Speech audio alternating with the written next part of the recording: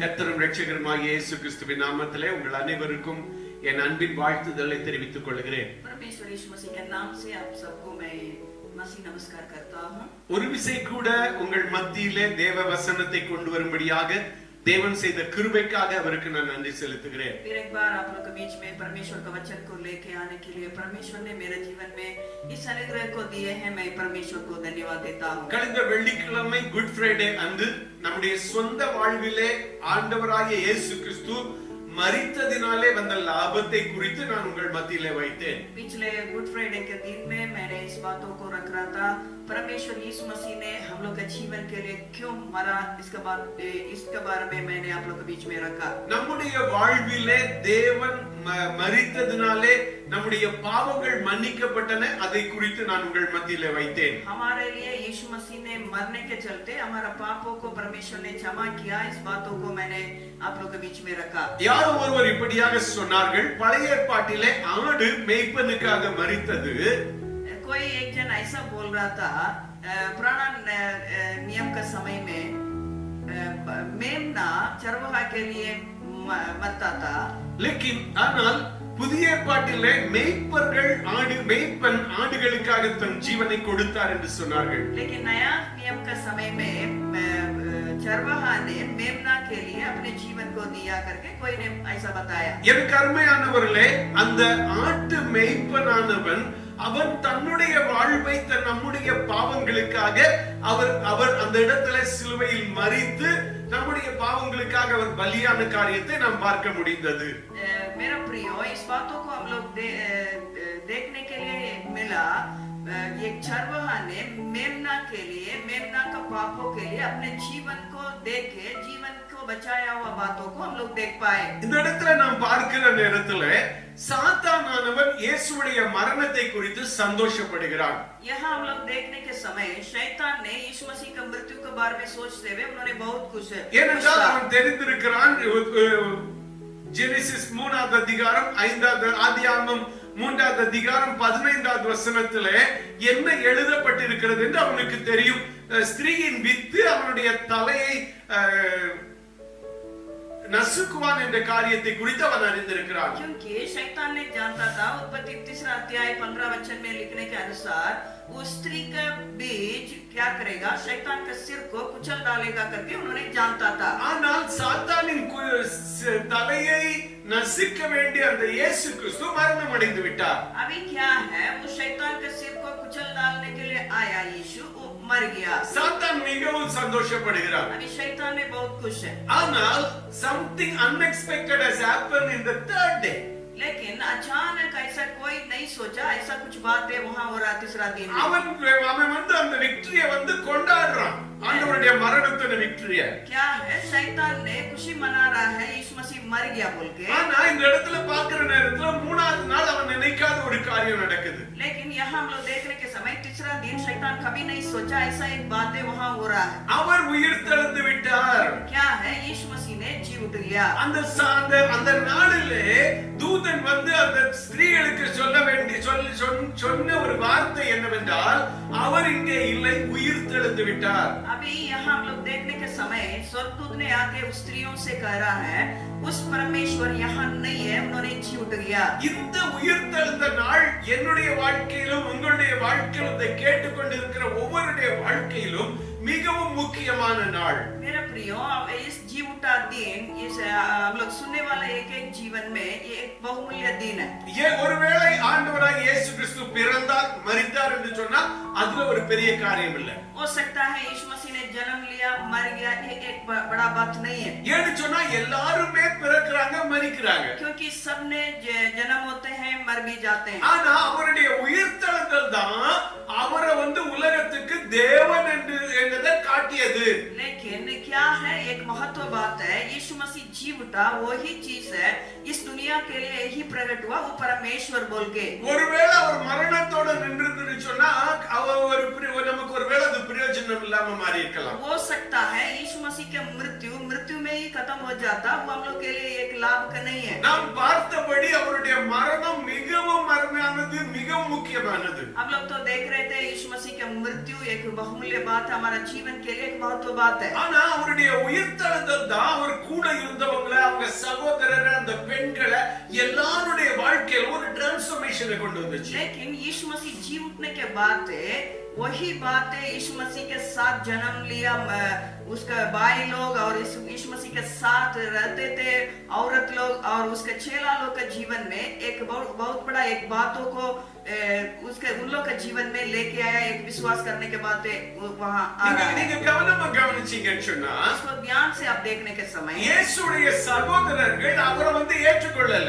यीशु मसीह के साथ जन्म हुए भाई लोग यीशु को ग्रहण नहीं किए। எப்பங்க அவங்க ஏற்றுக்கொள்ளலன்னு சொன்னா, இயேசுடைய மரணம் வரை ஏற்றுக்கொள்ளல. कब तक उन लोग यीशु मसीह का एक्सेप्ट नहीं किए? कब तक यीशु मसीह जब तक उन लोग यीशु मसीह की मृत्यु को नहीं देखा, तब तक उन्होंने परमेश्वर को पुत्र करके उसको ग्रहण नहीं किया। மாறாக அவங்க என்ன செய்றாங்க சொல்றாங்க தெரியுமா? लेकिन उसके बदले उन लोग क्या बोल रहे நீ हैं? பிரபலப்படைய வேணும்னு சொன்னா நீ அங்க போ, இங்க போ, அங்க போ, நீ அங்க போய் அற்புதங்களை செய். यदि तुम अपने आप को मतलब कुछ ऐसा चमत्कार करना चाहते हो, यहाँ वहां जाके ऐसा कुछ करते हुए अपने आप को प्रकट करो। அவருடைய கூட இருந்த சீஷர்கள் அவரை நீர் கிறிஸ்துன்னு சொல்றாங்க. उसके साथ रहने वाले चेला लोग आप तो परमेश्वर का पुत्र करके मसीह करके बोल रहे हैं, ஆனாலும் அவர்கள் மறுதலித்தார்கள். फिर भी उन लोग में एक उसको इनकार किया। அவர்கள் உயிர்த்தெழுதலை நம்பாததுனால தான் அவங்க மறுதலித்தாங்க. क्यों उन लोग इनकार किया? क्योंकि जी उठने के बारे में उन लोग विश्वास नहीं किए, इसलिए वहां उन लोग क्या कर रहे हैं? इनकार कर दे रहे हैं। அவருடைய கண்களுக்கு முன்பாக லாசருவை உயிரோடு எழுப்பின தேவன் தானும் உயிர்த்தெழுவார் என்ற நம்பிக்கை அவர்களுக்கு இன்னும் இல்லை. उन लोग आंखों के सामने मरा हुआ लाजरस को यीशु मसीह ने जिंदा किया, जिलाया, इसको देखने के बावजूद भी उन लोग के साथ रहने वाला परमेश्वर मरने से भी जी उठेंगे करके उन लोग के अंदर विश्वास नहीं था। அதனால தான் மறுதலிப்பு, इसलिए इनकार किए, அதனால தான் விட்டுட்டு ஓடிட்டாங்க. इसी के चलते उन लोग छोड़ के भागे, அதனால தான் வந்து காட்டி கொடுக்கப்பட்டார். उसी के चलते ही पकड़वाया। ஏன்னு சொன்னா அவர் உயிர்த்தெழுவார் என்ற நம்பிக்கை அவங்களுக்குள்ள இல்ல. क्योंकि उन लोग के अंदर यही विश्वास नहीं था यीशु मसीह ने जी उठेंगे। லூக்கா 24வது அதிகாரம் 6வது வசனத்துல அவர் எழுந்தார்னு சொல்லி தூதன் சொன்ன வசனத்தை அவரால நம்ப முடியல. हम लोग इस बातों को देख पा रहे हैं, लूका 24 का 6 पद में हम लोग इस बातों को हम लोग देख पा रहे हैं।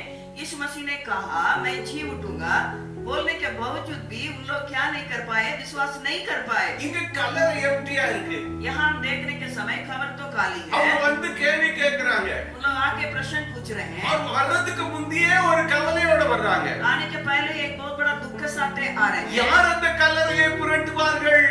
अभी यही घबराहट के साथ उन लोग आ रहे हैं। कौन उस पत्थर को हटाएंगे? யார் அந்த கல்லை புரட்டுவார்கள்? कौन उस पत्थर को हटाएंगे? வந்தாச்சு, இப்ப கல்லு புரட்டப்பட்டிருக்கு. अभी तो इन लोग खबर के सामने आ चुके हैं, लेकिन देख रहे हैं पत्थर तो हटाया गया है।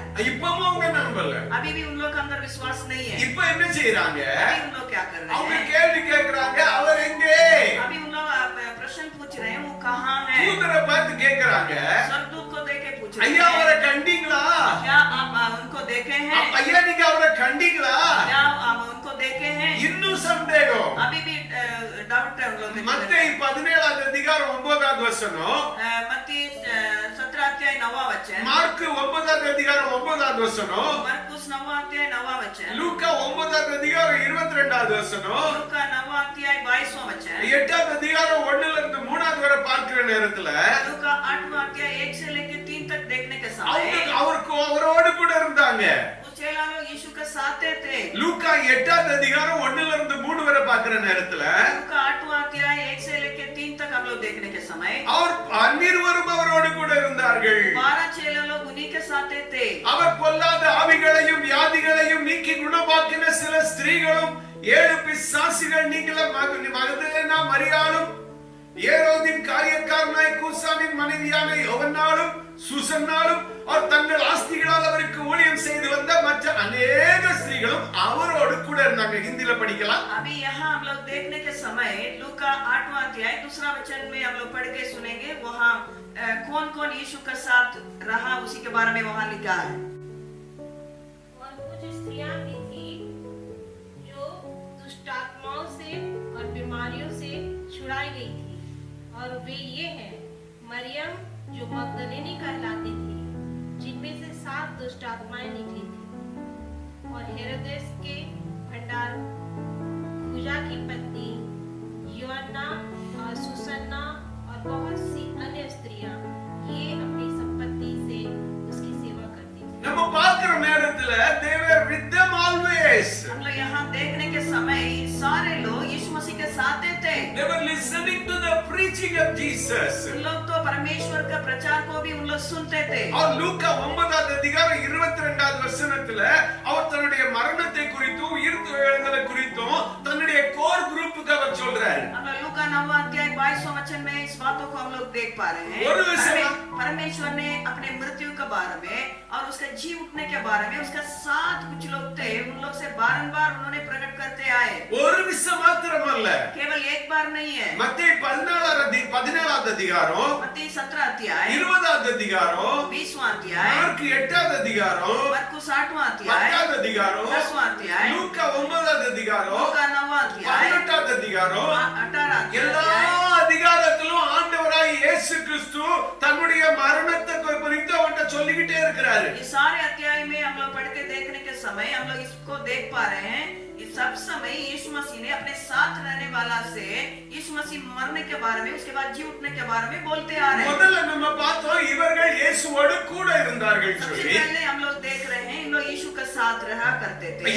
ஆண்டவருடைய பிரசங்கத்திலாகட்டும் இவர் கூட இருந்த அந்த கோர் குரூப் கிட்ட மட்டும்தான் அவர் தன்னுடைய மரணத்தை குறித்தும் உயிர்த்தெழுதலை குறித்தும் சொல்றார். हम लोग इसको देखने के समय सब समय यीशु मसीह ने उसके साथ संग रहने वाला से यीशु मसीह अपने मृत्यु के बारे में, अपने जी उठने के बारे में बोलते आ रहे हैं। இங்க இவங்கிட்ட தான் டைரக்டா பேசுறாரு. एकदम आमने सामने स्पष्ट उन लोग को प्रकट करते आए। மற்றவங்க கிட்ட அவர் டைரக்டா சொல்லல. बाकी सब लोगों से उन्होंने कभी नहीं कहा। அந்த அவங்க சொல்றது என்னன்னா இந்த ஆலயத்தை இடிச்சு போடுங்க 3 நாளுக்குள்ள கட்டுவேன்னு சொல்லி அவர் நேரா சொல்லாம மறைமுகமா சொல்றாரு. उन्होंने क्या है ऐसा மற்றவங்க கிட்ட एकदम प्रगति रूपी रूप में उन्होंने नहीं कहा।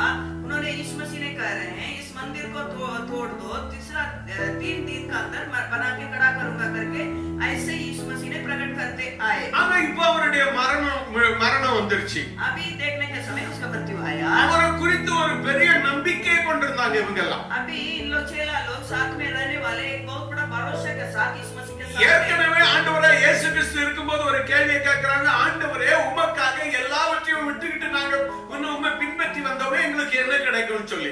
आप लोग तो यीशु मसीह के साथ उन लोग यीशु मसीह जिंदा इस पृथ्वी पर रहने के समय 6 लोग आके पूछ रहे हैं, ये यीशु हम लोग सारे चीज को आपके लिए हम लोग छोड़ के आए हैं, हम लोग को क्या मिलेगा करके हम लोग ऑलरेडी तो पूछ रहे हैं। ஏதோ கிடைக்கும், இவரை நான் விட்டுக்கிட்டு வந்ததுனால ஏதோ கிடைக்கணும்ன்ற ஒரு எண்ணம் அவங்க மனசுக்குள்ள இருந்துச்சு. उन लोग अंदर ऐसा एक सोच था, इस सब बातों को हम लोग छोड़ के इसके पीछे आने के चलते कुछ तो मिलेगा इनसे। ஒருவேளை இப்படி நினைச்சிருக்கலாம், நாங்க 2 படகு நிறைய மீனை விட்டுக்கிட்டு வந்தோமே, और எல்லாமே அந்த பைசாக்கு நான் பேங்க்ல போட்டுருக்கலாமே, நாங்க எவ்வளவு sacrifice பண்ணிருக்கோம், எங்களுக்கு என்ன கிடைக்கும்னு நினைச்சிருக்கலாம். हो सकता है इन लोग ऐसा सोचा होगा, हम लोग तो 2 नाव भर के मछली पकड़ के उसे ऐसे ही छोड़ के आए, उसको बिक्री करके बैंक में डाल के तो नहीं आए, ऐसे ही सब छोड़ के आने के चलते इनके साथ आने से कुछ तो मिलेगा करके எங்க அப்பா அம்மா விட்டுக்கிட்டு வந்தோம், என்ன கிடைக்கும்?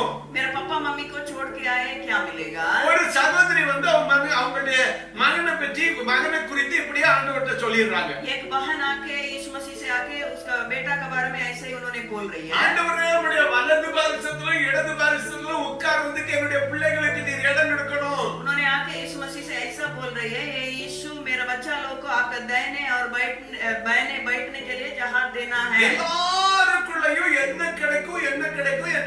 सबका अंदर यही विचार था, यीशु के साथ रहने से कुछ मिलेगा, कुछ तो मिलेगा करके सोच। ஏன்னா அவர் ஆண்டவரா பார்க்கிறதோட இன்னும் வேற விதமா அவங்க பார்க்கறாங்க. क्योंकि उन लोग तो परमेश्वर को रूप में देखने बिना दूसरा एक रूप में उसको देख रहे हैं। ஆனா நீர்தான் கிறிஸ்துன்னு சொல்றாங்க, அறிக்கையிடுறாங்க. लेकिन उन लोग तो यही बातों को अंगीकार किए, हाँ तो परमेश्वर है, ये मसीह है। ஆனாலும் இந்த மனதின் ஓரத்துல ஒரு क्वेश्चन உண்மையிலே அவர் கிறிஸ்துதானா? लेकिन मन का अंदर में एक कोना में एक प्रश्न है, क्या सच में ये मसीह है? இப்ப என்ன நடக்குது? अभी क्या हो रहा है? நீங்க பாத்தீங்கன்னு சொன்னா அவர் இறந்து போறார். अभी क्या है? यीशु मसीह मर गया, மரித்து போனாரு. मर गया। அவங்க போட்டிருந்த திட்டம் என்ன பின்பற்றி வாங்க மனுஷனை பிடிக்கிறவனாக்குவேன்னு சொன்னாரு. यीशु मसीह ने कहा सब छोड़ के मेरे पीछे आओ, मैं तो तुमको मनुष्य पकड़ने वाला के रूप में बनाऊंगा। இப்ப ஒண்ணுமே இல்ல. अभी तो सब कुछ खत्म, எல்லாமே முடிஞ்சு போச்சு. अभी सब खत्म हो गया। அவங்களுக்கு தோணுது இங்க ஒரு ஃபுல் ஸ்டாப் வைக்கப்பட்டுச்சு. अभी इन लोग सोच रहे हैं यहाँ तो एक अंत हो चुका है। கலிலே அவங்க பெண்கள் என்ன செய்றாங்க? वो औरत लोग, बहन लोग क्या कर रही है? எல்லாரும் ஆண்டவரை வந்து கொண்டு போற நேரத்துல சிலுவையில் அறையறதுக்கு கொண்டு போற நேரத்துல பின்னால போறாங்க. इन लोग क्या है, कलवरी क्रूस के मृत्यु तक उसको लेके जाने के समय पीछे पीछे वहां तक इन लोग जा रही थी। அவங்க பின்னால போனது உண்மைதான். पीछे पीछे गए, वो सच है। ஆனா இன்னொரு காரியமும் செய்றாங்க. लेकिन और भी एक बातों को उन लोग यहाँ कर रहे हैं। என்னோட கூட எடுத்துக்கொள்ளுங்க. अभी खोलिएगा லூக்கா 23வது அதிகாரம் लूका 23वां अध्याय 55-56. லூக்கா 23வது அதிகாரம் 55வது வசனமும் 56வது வசனம். लूका 23, 55 और 56 को पढ़ेंगे। और उन स्त्रियों ने जो उसके साथ गलील से आई थी पीछे पीछे जाकर उस कब्र को देखा और यह भी कि उसका शव किस रीति से रखा गया है। तब उन्होंने लौटकर सुगंधित वस्तुएं और इत्र तैयार किया और शब्द के दिन उन्होंने आज्ञा के अनुसार विश्राम किया। கலிலேயாவிலிருந்து அவருடனே வந்திருந்த ஸ்திரீகளும் பின் சென்று கல்லறையையும் அவருடைய சரீரம் வைக்கப்பட்டிருந்த விதத்தையும் பார்த்து திரும்பி போய் கந்தவர்க்கங்களையும் பரிமள தைலங்களையும் ஆயத்தம் பண்ணி கற்பனையின்படியே ஓய்வு நாள் ஓய்ந்திருந்தார்கள். यहाँ ऐसा लिखा है, गलील से आने वाले यीशु मसीह के पीछे पीछे कब्र तक आने वाला स्त्रियां इस सब बातों को देखे फिर पीछे जाके सबत के दिन में उन लोग क्या कर रहे हैं, सुगंधित वस्तुएं और इत्र को तैयार करके फिर लेके आ रहे हैं। அதாவது திரும்பி போய் அவங்க என்ன செய்றாங்கன்னா முதல்ல ஃப்ரைடேலயே அவங்க வந்து அடுத்த சண்டேக்காக தயார் பண்ணியாச்சு. पीछे इन लोग सारी घटनाओं को, यीशु मसीह के मृत्यु तक सारे बातों को देखने वाले इस औरत लोग साथ में रहने वाला वापस जाके उस फ्राइडे के दिन में ही उन लोग क्या कर रहे हैं, सारे सुगंधित वस्तुओं और इत्र को तैयार कर रहे हैं। அவங்களுக்கு இன்னைக்கு நம்பிக்கை இல்ல. क्योंकि उन लोग के अंदर एक विश्वास नहीं था। இவங்கெல்லாம் இயேசுவோட கூட இருந்தவங்க. इन लोग सब यीशु के साथ चलने वाले थे। अनेक விதத்துல அவருக்கு பணிவிடை செய்தவங்க. अनेक रूप में उन लोग यीशु मसीह के लिए सेवा करने वाला थे। அப்படிப்பட்டவங்களுக்கு இப்ப நம்பிக்கை இல்ல. अभी ऐसा लोगों के लिए एक भरोसा नहीं है, एक विश्वास नहीं है।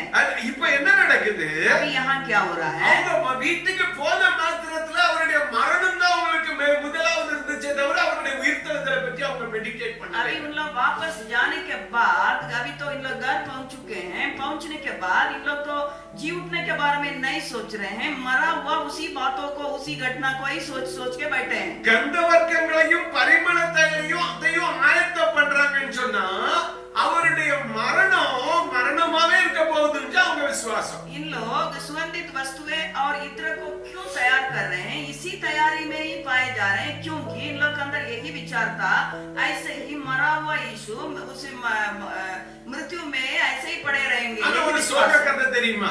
लेकिन एक दुख बात मालूम है, இவங்கெல்லாம் இயேசுவோட கூட இருந்தவங்க. इन लोग सब यीशु का साथ रहने वाला था। ஆனா लेकिन இயேசுவை சிலுவையில் அறையிறதுக்கு காரணமாக இருந்த பரிசேயரும் ஆசாரியரும் இன்னொரு காரியம் செய்றாங்க. लेकिन यीशु को उस कलवरी क्रूस पे चढ़ाने के लिए कारण बना सदूसी और फरीसी और सदूकी लोग, उन लोग कुछ कर रहे हैं। மத்தேயு 27வது அதிகாரம் 62-63ல பார்க்கிற நேரத்துல 27वां अध्याय में हम लोग देखने के समय 62 और 63 में हम लोग देख ஆயத்த நாளுக்கு பின்னான மறுநாளிலே பிரதான ஆசாரியரும் பரிசேயரும் பிலாத்துவினிடத்திலே கூடி வந்து, ஆண்டவனே இந்த எத்தன் உயிரோடு இருக்கும் போது 3 நாளைக்கு பின் எழுந்திருப்பேன் என்று சொன்னது எங்களுக்கு ஞாபகம் இருக்கிறது. ये लोग ऐसा बोल रहे हैं, मत्ती 27, 62 और 63 में हम लोग देख पा रहे हैं। दूसरे दिन जो तैयारी के दिन के बाद का दिन था, प्रधान याजकों और फरीसियों ने पिलातुस के पास इकट्ठे होकर कहा, हे महाराज, हमें स्मरण है कि हम भरमाने वालों ने जब वह जीवित था कहा था, मैं 3 दिन के बाद जी उठूंगा। அதாவது எங்களுக்கு ஞாபகம் இருக்குது. इन लोग तो बोल रहे हैं, ये महायाजक और फरीसी लोग इन लोग बोल रहे हैं, हम लोग को स्मरण है, ஆனா கூட இருந்தவங்களுக்கு ஞாபகம் இல்லை. लेकिन साथ रहने वाला को स्मरण नहीं है। கல்லறை கிட்ட போய் கேக்குறாங்க, अभी कब्र के सामने आके पूछते யார் हैं, கொண்டு போனா? कौन उठा के लेके ஐயோ गया? அவர் எங்க? वो कहाँ है? அவரை கண்டீங்களா? क्या कोई देखा उसको? அவங்களுக்கு நம்பிக்கை இல்ல. उन लोग के अंदर विश्वास नहीं है। ஆனா அவர் கூட இருக்காதவங்க சொல்றாங்க, எங்களுக்கு இன்னும் ஞாபகம் இருக்கிறது. लेकिन उसका साथ नहीं रहने वाले उन लोग बोल रहे हैं, हम लोग को स्मरण है अभी भी। இப்ப என்ன செய்றாங்க? 16வது மார்க் 16வது அதிகாரம் 1வது 2வது வசனத்துல अभी इन लोग क्या कर रहे हैं? मरकुस 16 अध्याय 1 और 2 वचन में அவங்க என்ன செய்றாங்கன்னு சொன்னா, நீ படிக்கலாம் 16 1 2. मरकुस 16 अध्याय 1 और 2 वचन। जब सब्त का दिन बीत गया तो मरियम मगदलिनी और याकूब की माता मरियम और सलोमी ने सुगंधित वस्तुएं मोल ली कि आकर उस पर मले। सप्ताह के पहले दिन बड़े भोर जब सूरज निकला ही था, वे कब्र पर आई और आपस में कहती थी, हमें कब्र के द्वार पर से पत्थर कौन लुढ़काएगा? जब उन्होंने आंखें उठाई, போதும் பஸ். சோ இங்க நீங்க பாத்தீங்கன்னா, ஓய்வு நாளான பின்பு மகதலேனா மரியாளும் யாக்கோபின் தாயாகிய மரியாளும் சலோமே என்பவள் அவளுக்கு கந்தவர்க்கம் இருக்கும்படி அவைகளை வாங்கிக் கொண்டு அதிகாலையில் சூரியன் உதயமாகிற போது கல்லறையிடத்தில் வந்தார்கள். अभी हम लोग इस मरकुस 16 अध्याय 1 वचन में इस बातों को हम लोग देख पा रहे हैं। सबत का दिन बीत गया, तब मरियम मगदलिनी और याकूब का माता मरियम और सलोमी ने सुगंधित वस्तुएं मोल ली कि आकर उस पर मले। அவருடைய உயிர்த்தெழுதலை பார்க்கிறதுக்காக அவங்க வரல. यीशु मसीह जी उठ गया क्या करके देखने के लिए नहीं आ रहे। ஆனா அவங்க என்ன செய்றாங்க? மரித்த இயேசுவை பார்த்து அவங்களுக்கு கந்தவர்க்கம் இடும்படி வர்றாங்க. क्या क्या चीज के लिए इन लोग आ रहे हैं? मरा हुआ उस लाश में इत्र डालने के लिए आ रहे हैं। ஆனா இப்ப என்ன நடக்குது? अभी यहाँ क्या हो रहा है? அவங்க உயிர்த்தெழுந்தாங்கன்னு அறிஞ்சுக்கிட்டாங்க. अभी इन लोग समझ लिए यीशु मसीह तो जी उठ गया। 40 நாள் அவங்களுக்கு தரிசனமாகிறார். अभी 40 दिन दर्शन के रूप में उसको दिखा रहे हैं। அப்பப்ப வந்து அவர் தரிசனமாகிறார். बीच बीच में आके यीशु मसीह ने दिखा रहे अनेक हैं। காரியத்தை குறித்து அவங்ககிட்ட பேசிட்டு இருக்காரு. अनेक बातों के बारे में यीशु मसीह ने आके उन लोग से बातें कर रहे हैं। அவங்க ஒலிவமலை கொண்டு போய் அங்க வந்து மறுரூபம் அவர் திரும்ப மேல எடுத்துக்கொள்ளப்படுறார். इन्होंने जैतून पहाड़ में जाके इन लोग आंखों के सामने उठाए जा रहे हैं। ஆனா இந்த உயிர்த்தெழுந்த அனுபவம் அந்த முழு கூட்டத்தையும் மாத்திடுச்சு. अभी यीशु मसीह जी उठा इस अनुभव उन लोग का साथ रहने वाला उन लोग के सारे परिस्थिति को सारे विश्वास का बातों को बदल दिया। அப்போஸ்தலர் 2வது அதிகாரம் 36வது வசனத்தை பார்க்கிற நேரத்துல प्रेरितों का काम 2 अध्याय 36 को हम लोग देखने के समय அவர் அந்த ஒரு பெண்ணுக்கு பயந்து அவரை விட்டு ஓடி போன அந்த பேதுரு ஒரு பெரிய ஒரு காரியத்தை செய்றான். एक औरत से डरते हुए यीशु मसीह को इनकार किया हुआ पतरस एक बहुत बड़ा काम को यहाँ करते हुए हम लोग देख पा रहे हैं। படிங்க. उसको पढ़ेंगे। अतः अब इसराइल का सारा घराना निश्चित रूप से जान ले कि परमेश्वर ने उसी यीशु को जिसे तुमने क्रूस पे चढ़ाया, நீ யார சிலுவையில் அறைந்தாயோ? तुम किसको क्रूस पे चढ़ाया?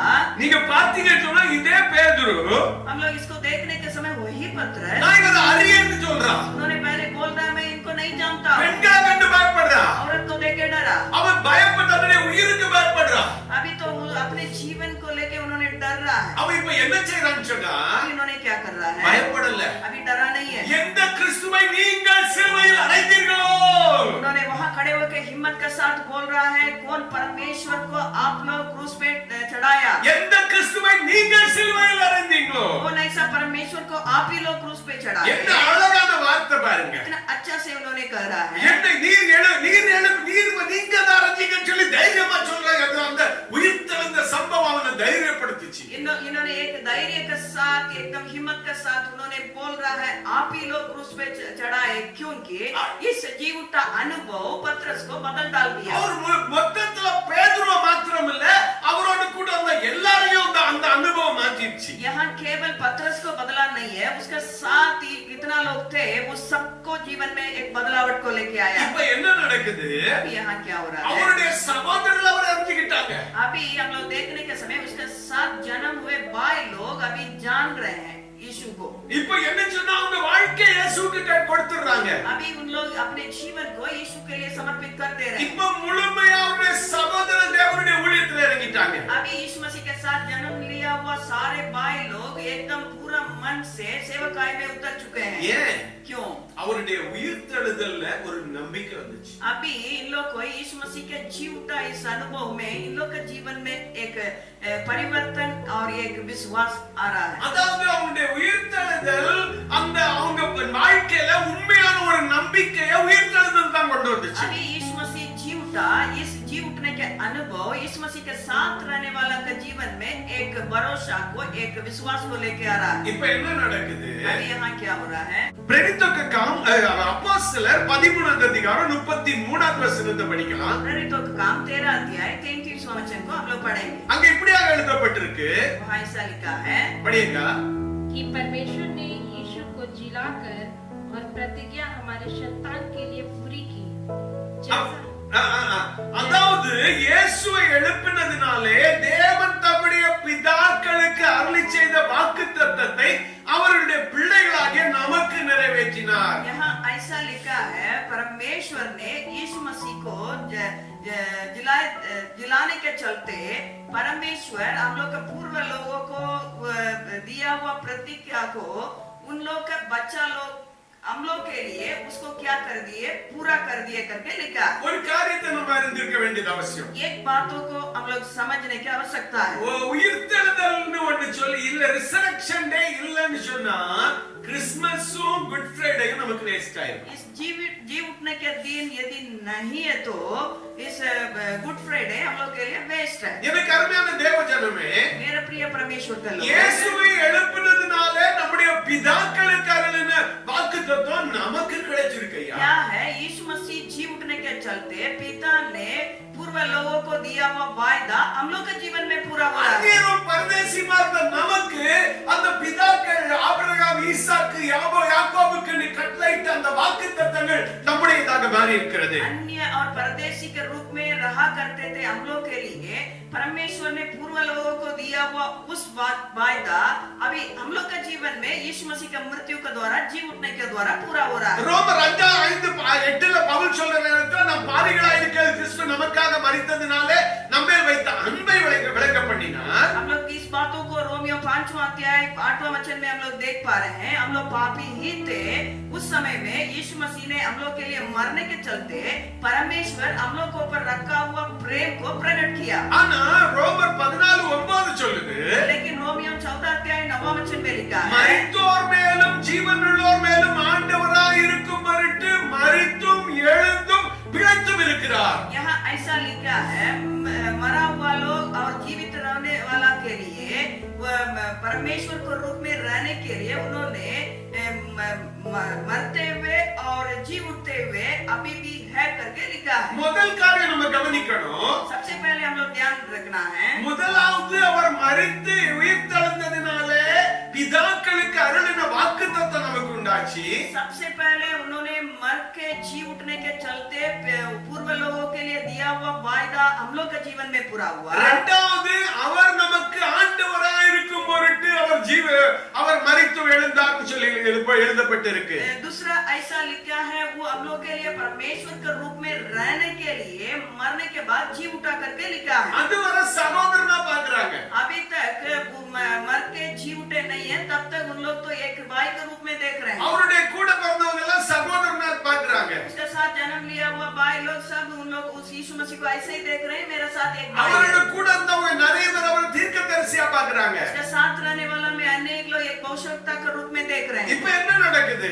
अभी क्या हो रहा है? இப்போ அவர் ஆண்டவரா பார்க்க ஆரம்பிச்சிருக்காங்க. अभी परमेश्वर के रूप में देख रहे हैं। அவங்க புரிஞ்சுக்கிட்டாங்க புரிஞ்சுக்கிட்டாங்க. अभी इन लोग समझ लिए அவர் மரித்தோர் மேலும் ஜீவன் உள்ளோர் மேலும் ஆண்டவராய் இருக்கும் பொருட்டு தான் மரித்து உயிர்த்தெழுந்து ஜீவன் உள்ளவராய் இருக்கிறார் என்று. क्योंकि मरने वाला के लिए और जीवित रहने वाला के लिए परमेश्वर को रूप में रहने के लिए मरने के बाद वो जी उठ के ऐसे ही अभी भी जीवित रह रहे हैं. பவுலஸ் கொரிந்தியருக்கு எழுதின நேரத்துல எப்படி சொல்றான்? पौलुस ने कोरिन्थियों को लिखने के समय ऐसा लिख रहे हैं, கிறிஸ்து எழுந்திருக்காவிட்டால் உங்கள் விசுவாசம் வீணாய் போயிருக்கும். यदि हमारा परमेश्वर यीशु मसीह जिंदा नहीं होते तो हमारा विश्वास व्यर्थ हो जाता. ஆகவே எனக்கு அருமையானவர்களே, इसलिए मेरा प्रियो, இயேசு உயிர்த்தெழுதல்லைன்னு சொன்னா ஆபிரகாம், ஈசாக்கு, யாக்கோபுக்கு கட்டளையிட்ட வாக்குத்தத்தங்கள் எனக்கும் உங்களுக்குமாக இருந்திருக்காது. मेरे प्रियो, इस बातों को हम लोग समझने की आवश्यकता है. यदि यीशु मसीह जिंदा नहीं होते, इस परमेश्वर ने अब्राहम, इसहाक, याकूब के लिए दिया हुआ वायदा हम लोग के जीवन में पूरा नहीं होता. அவர் உயிர்த்தெழுதாவிட்டால், அவர் நம்முடைய ஆண்டவராய் இருக்கும் பொருட்டு உயிர்த்தெழுதல் என்பது இல்லாவிட்டால், இன்று நானும் நீங்களும் உலகத்தில் பரதேசிகளைப் போல, ஆதரவற்றவர்களைப் போல பாவத்திலும் சாபத்திலும் அழிந்து போயிருப்போம். यदि हमारा परमेश्वर ने जी उठा नहीं तो हम लोग क्या होते, इस दुनिया पर रहते हुए एक अनाथ के रूप में, एक परदेशी के रूप में रहते हुए पाप में, श्राप में हम लोग मरते जाएंगे. மூன்றாவது 1 கொரிந்தியர் 15வது அதிகாரம் 17 முதல் 19 வரை எழுதுகிற நேரத்துல अभी पौलुस ने पहला कोरिन्थियों 15 अध्याय 17 से लेके 19वां वचन में लिखने के समय பவுல் இப்படியாக சொல்லுகிறான், அவர் மரித்து உயிர்த்தெழுந்தாவிட்டால் ஒரு ரட்சிப்பு நமக்கு கிடையாது. यदि यीशु मसीह ने मर के जिंदा नहीं होते तो उद्धार हम लोग के लिए नहीं मिलता. और நாம் நம்முடைய பாவங்களிலே மரித்திருப்போம், நமக்கு ரட்சிப்பு என்ற காரியம் இருக்காது. हम लोग अपने पापों में मर जाते लेकिन हम लोग के लिए उद्धार नहीं मिलता.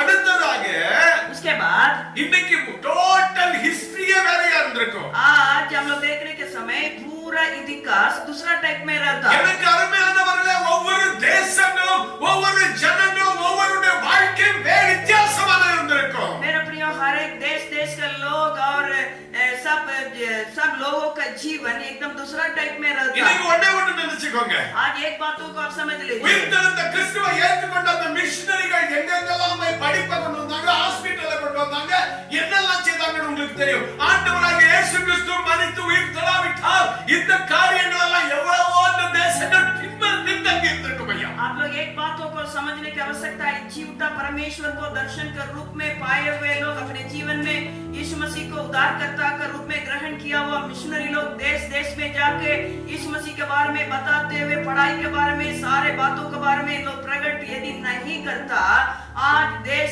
लोग एकदम पीछे रहता.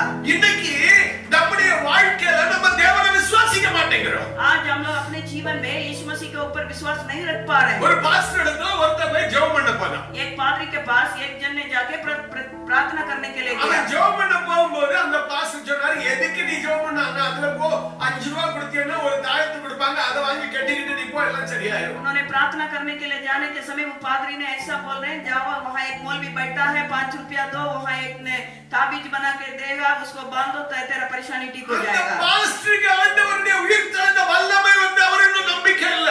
उस पादरी पास्टर करके बोलने वाला वो पास्टर का जीवन में जी उठा परमेश्वर का सामर्थ के प्रति उसका विश्वास नहीं है. அவருடைய விசுவாசம் விருதா, उसका विश्वास व्यर्थ है. இதனால இப்ப என்ன நடக்குது?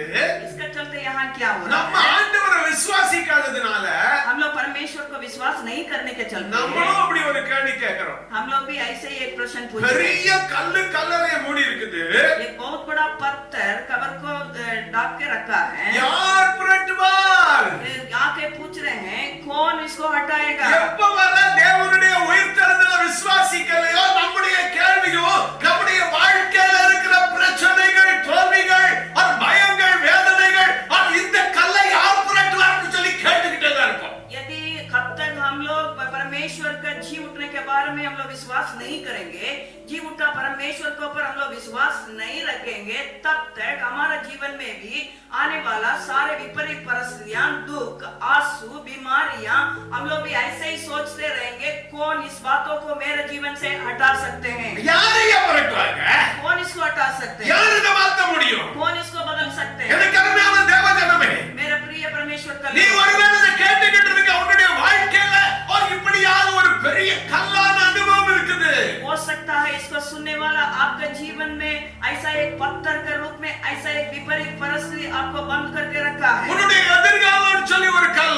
हो सकता है आपका फ्यूचर के बारे में, உன்னுடைய குடும்ப வாழ்க்கைன்னு சொல்றதா இருக்கலாம். हो सकता है आपका पारिवारिक जीवन, இன்னும் अनेक காரியங்கள் யார் இதை புரட்டி தள்ளுவார்கள். और भी जीवन में होने वाले अनेक प्रकार का विपरीत बातें आपके जीवन में आते हुए आप सोच रहे हैं कौन इसको हटा सकता है, ஆனா ஒரே ஒரு காரியம், लेकिन एक ही बात है, நீ விசுவாசி. आप विश्वास करिए, விசுவாசி. आप विश्वास करिए। ஆண்டவருடைய உயிர்த்தெழுதலை விசுவாசிக்கிற ஒவ்வொரு ஜனங்களும், परमेश्वर यीशु मसीह के जी उठने के बारे में विश्वास करने वाले हर एक जन, I can challenge you my dear brothers and मैं sisters. आपके लिए चैलेंज कर सकता हूँ। If you believe from the bottom of your heart, यदि आप अपने दिल के अंदर से आप विश्वास करेंगे, நீங்க அந்த இருதயத்தின் ஆழத்திலிருந்து விசுவாசிப்பீங்கன்னு சொன்னா, आप दिल से इसको विश्वास करेंगे, உங்களுடைய வாழ்க்கையில அற்புதத்தை காண போறீங்க. आपके जीवन में चमत्कार को देखेंगे, உயிர்த்தெழுந்த வல்லமை उस जी उठा सामर्थ। ஒருவேளை மரித்தது போல இருக்கிற உங்க சரீரத்துல, हो सकता है मर गया करके सोचने वाला आपका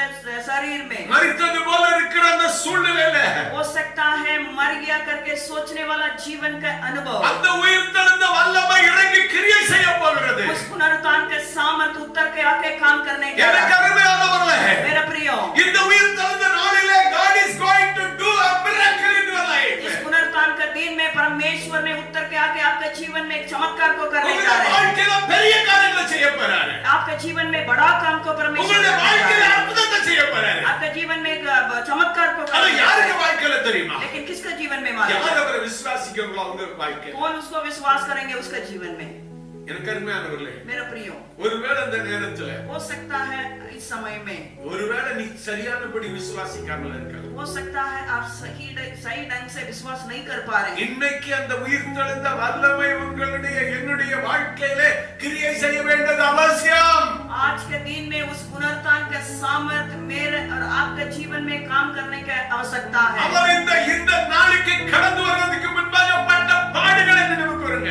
इस जी उठने के दिन में यीशु मसीह आने के पहले पार किया हुआ एक एक दुख को परेशानी को आप स्मरण करिए। அதுதான் அவருடைய அன்பை நமக்கு காட்டுது.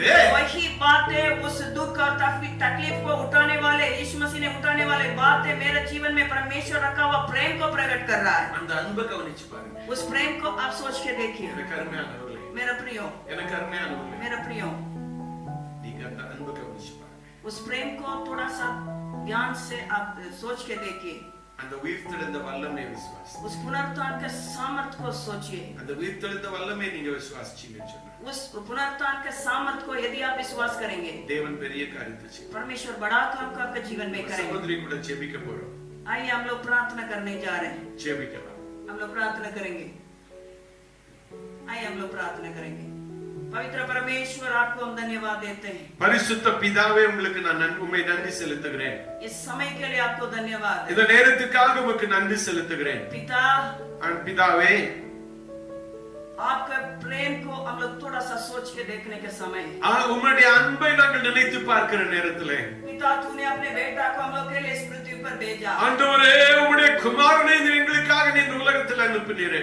यीशुवे पिता उस बेटा के द्वारा, ஆண்டவரே, உம்முடைய குமாரனின் மூலமாக उन्होंने अपने आप को क्रूस पे चढ़ाने के लिए देने के चलते, அவர் தன்னை தானே இந்த சிலுவையில் அறைவதற்கு ஒப்புக் கொடுத்ததினாலே, कांटी ठोकने के लिए अपने जीवन को समर्पित करने के चलते, ஆண்டவரே, அந்த ஆணி அடிப்பதற்கு தன்னுடைய வாழ்க்கையை ஒப்புக் கொடுத்ததினாலே, तू हम लोगों पर रखा हुआ उस प्रेम को तूने हम लोग के जीवन में प्रकट किया। हम धन्यवाद देते हैं। ஆண்டவரே, நீர் எங்கள் மேல் வைத்திருந்த அன்பை நீர் எங்களுக்கு காட்டிக் கொடுத்தமைக்காக உமக்கு நன்றி செலுத்துகிறேன். अभी भी पिता, ஆண்டவரே, இப்பொழுது பிதாவே, विपरीत परिस्थिति में और விபரீதமான சூழ்நிலையிலே मेरे जीवन में होने वाला बातों को कौन हटा सकते हैं करके देखने वाला एक एक जन के लिए हम प्रार्थना करते हैं। என்னுடைய வாழ்க்கையிலே வந்திருக்கிற அந்த பிரச்சனைகளை யார் மாற்ற முடியும் என்று நினைத்துக் கொண்டிருக்கிற ஒவ்வொருவருக்காக ஜெபிக்கிறேன். मेरे जीवन का अंत हो चुका करके आंसू में रहने वाले एक एक जन के लिए हम प्रार्थना करते हैं। என்னுடைய வாழ்க்கை முடிந்து விட்டது என்று கண்ணீரோடு இருக்கிற ஒவ்வொருவருக்காக ஆண்டவரே ஜெபிக்கிறேன். ऐसे ही प्रभु जी उस कब्र में आके उस औरत लोग देखा, எப்படியாக கண்ணீரோடு அந்த பெண்கள் வந்து அந்த கல்லறை இடத்திலே பார்த்தார்களோ, हम लोग के लिए कौन उस पत्थर को हटा सकते हैं? எங்களுக்காக யார் இந்த கல்லை புரட்டக்கூடும்? ऐसे ही प्रभु जी அப்படியே ஆண்டவரே, आज के दिन में இந்த நாளிலே इतना लोग ऐसे ही सोच के मेरे जीवन का परिस्थिति को परेशानी को कौन हटा सकते हैं करके सोचने वाला என்னுடைய பிரச்சனைகளை யார் மாற்றக்கூடும் என்று நினைத்துக் கொண்டிருக்கிற ஒவ்வொருவருக்காக ஜெபிக்கிறேன். उस पुनरुत्थान के